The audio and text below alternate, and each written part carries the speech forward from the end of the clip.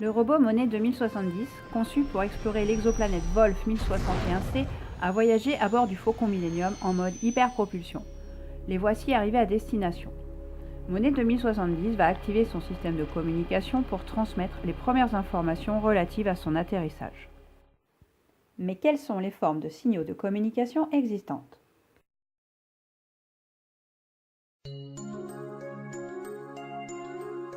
C'est un signal sonore qui informe les élèves que les cours vont reprendre. On voit à leur mouvement plus ordonné qu'ils ont reçu l'information. C'est également par un son qu'on informe qu'il faut évacuer les salles. Mais il existe aussi des signaux sonores inaudibles pour l'oreille humaine, comme par exemple les ultrasons. Ils sont utilisés par des animaux comme les dauphins ou les chauves-souris pour repérer des obstacles et communiquer. Les ultrasons sont également utilisés dans les sonars pour détecter un bateau, un obstacle, ou bien dans l'imagerie médicale avec l'échographie. Mais on peut aussi communiquer avec des signaux lumineux. En voici quelques exemples.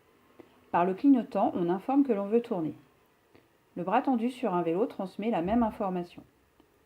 C'est un signal lumineux sur le tableau de bord qui informe le conducteur que son frein de parking est mis ou que sa batterie est défectueuse. Mais il existe aussi des signaux lumineux invisibles pour l'œil humain. C'est le cas des rayons infrarouges utilisés dans les télécommandes. Appuyé sur une touche envoie un signal infrarouge, l'œil ne perçoit rien, mais le capteur d'une caméra y est sensible comme le montre cette vidéo. La Wi-Fi, les téléphones, la radio, l'imagerie médicale par rayon X et les radiotélescopes sont basés sur l'émission et la réception de signaux lumineux invisibles pour notre œil.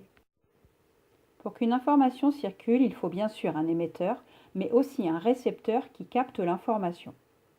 Le signal du feu tricolore ne peut pas être capté par une personne non-voyante. C'est pourquoi des feux sont parfois équipés de signaux sonores pour informer ces personnes. Rouge piéton. Rouge piéton.